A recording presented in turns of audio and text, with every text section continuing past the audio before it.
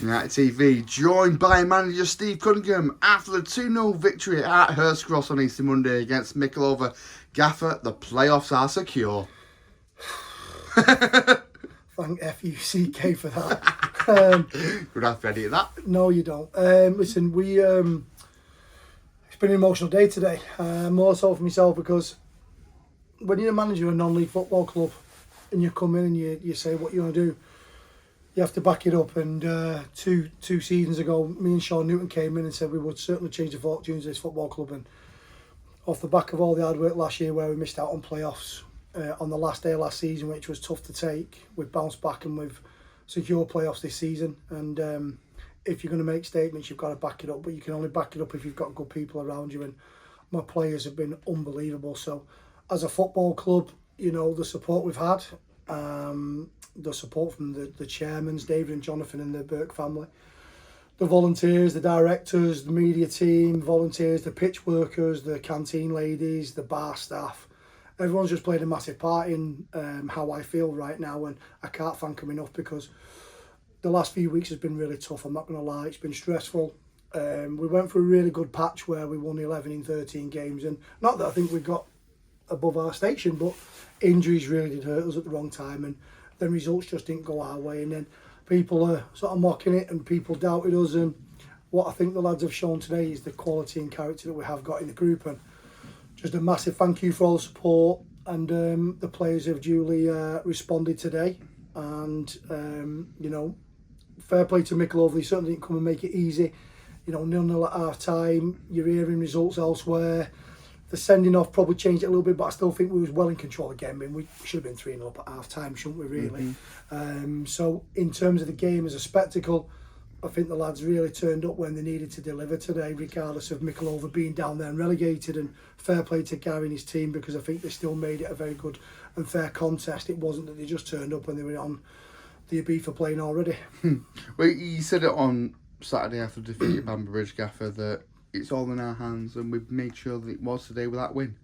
Yeah, and you've got to remember, I mean, you know, Macclesfield won it at a canter, and their last few games getting over the line probably was still a little bit stressful for them, because you know you can see the finishing line.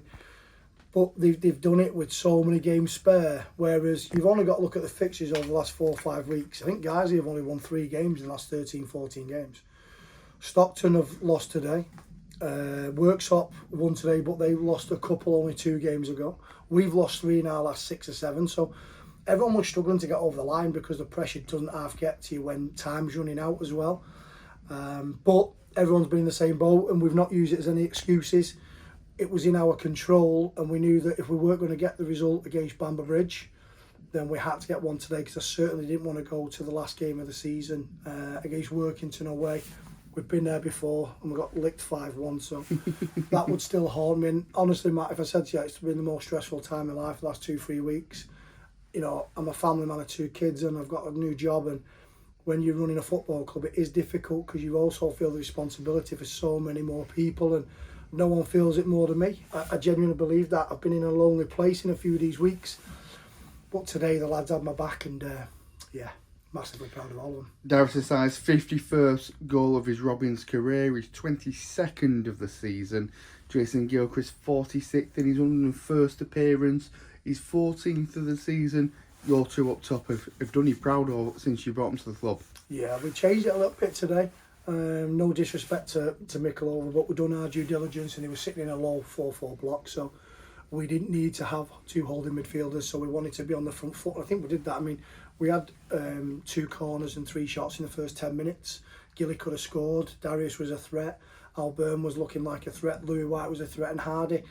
But the box 4 that we put in there scored 55 goals before today, so we said let's go for it and show a little bit of balls to go and try and win the game. Take the fear away by being on the front foot, create chances and getting the flow. And I thought the first 15-20 minutes we were excellent.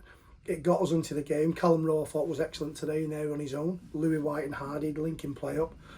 I thought the back line was outstanding, and I'm really pleased for Connor as well, Connor Easton, because he's come in a tough situation where a lot of people don't realise, because they see the name Easton on the team sheet. And they look alike. Yeah, they do look alike. But it's his brother. We've lost, I believe, the best goalkeeper in the two divisions, this one and the one above. I think he's the best by a country mile as well. I know other people say different, and there's a lad at Macclesfield who's kept 20 clean sheets and he's brilliant as well. But I just think Jordan Easton's outstanding. So for his brother to come in and perform the way he has, and sometimes I've blamed him for some of the points we've lost. He knows that. I'm not scared of saying that on camera. But he's also had some excellent games, and he's had a bit of bad luck as well with the goal against Hebben, where the biggest deflection you've ever seen, it should have been a clean sheet. And today he deserved the clean sheet for the stress he's also had to play and come in under. He's a young kid. He's in the shadow of his brother, who's at Blackburn. You know, Connor's been thrown in now to a playoff position, and I'm dead proud of him today. And I'm pleased for him as well, because he deserves that clean sheet, because that's like a little milestone for him for his first one. And then, I just feel everyone's been class today. So as well as Gilly and Daz getting the plaudits for the goals, and, you know, there's so much more going on behind them as well at the moment in terms of a team ethic. And I'm just so proud of all of them, to be fair, Matt. Obviously, the results, they've gone the way of the house today. Four's still not off the table. Can we not still catch Mark? No. Fourth's not off the table. I said that to them at the start of the game. I said, listen, we're not trying to limp into the playoffs and finish fifth. If results go our way and we win our two games, we finish fourth. So aim for fourth. If we just miss out on fourth, we're in fifth. If you aim for fifth, you're going to finish sixth and you're out of the playoffs. So we need our mate Nicky Spooner. I think, is that who they play next week? It is. So Nicky sent me a message saying good luck in the playoffs today. So if he's going to back that up, he's going to back it up with a win next week against Against Stockton. And we can hopefully get a win against Workington, which, you know, they've probably had a reprieve now, obviously, and the pressure cooker off them with what's happened at Matlock, which is a shame, because I think it takes away the extra anxiety. Not for me, it doesn't. It's brilliant for me, but in terms of the teams down there, it probably relieves them a little bit of pressure. So hopefully they can't be arsed next week. We can win, and we can cement fourth. But ultimately, mate, we came in and we said we'd achieve playoffs, and I'm just really pleased for the chairmans as well, because that's a massive sort of thank you to them for giving me the job, and also a reward for their support. Well, you've touched on it before, Gaffer. The Robins secure players for the first time since the 2017-18 season. I was dead young then. Yeah, okay. What does that mean to yourself and Sean as your assistant? Honestly, I know people say, he always makes it about himself. I don't, because at every football club I've ever been at, I've surrounded myself with good people, and every person knows me personally, knows the kind of guy I am. I'm an emotional guy. I'm intense. I've been seen and told that I'm Marmite as well. Well, if you like Marmite, I'm the best guy in the world. So it means more to me and Sean because we came in here with a blueprint of what we wanted to achieve. I love Michael Clegg. He's a very close friend of mine out of football. He's had my back since I was at Colne, and I've had his as well since he was at Atherton Collieries.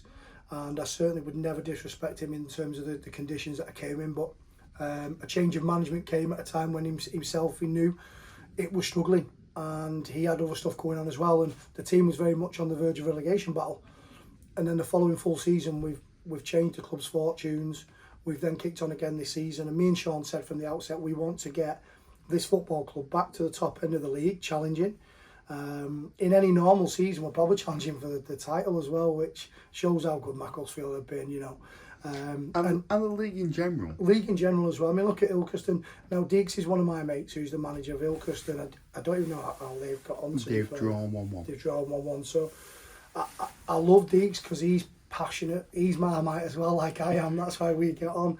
And he's pushed us all the very, very way to the point where I really disliked him 2 weeks ago when he kept scoring the 94th minute, 98th minute. But what a fantastic rival. When you both, it's a shame one of us obviously has to miss out, but I'm sure they'll come strong again next season. Now, we've not done anything yet, but what we did say we wanted to was achieve something where, not just in terms of playoff place, we wanted to change the football club. And the chairmans there have just collared me now and probably put a tear in my eye, but they both said what a change in the football club that we've made. You've only got to look at the number of kids and supporters that are here today. The clubhouse is thriving, and that means more to me as well, because at the 4 clubs I've been at, yeah, I've made mistakes along the way, but I've always gone into a position and left that club in a better place than when I took over. And right now I know that whenever I leave this football club, I can say that's the 4th time I've done that in a row. Now, that's not to say I'm going nowhere, but me and Sean set out a plan, and we've achieved that today. So it's very much a collective, but on a personal level, because I don't think sometimes managers are allowed to come out and say it. But I bloody deserve this because I work bloody hard. I genuinely do. I'm away from my kids all the time. You know, it's a shame Isaac couldn't be with me today because he's watching Burnley, and good luck to Burnley Football Club today because they can get promoted as well with a win over Sheffield United. But as a family with my dad and my mum in the crowd and my sister, my brother who supported me, it's an amazing feeling that you can share with your family, and I just hope now that we've achieved that, me and Sean, the next step is for the players to actually kick on with a game to go in the playoffs and do it for their families now as well. So I've hit my milestone. I want them to enjoy the next step that hopefully will result in a real celebration.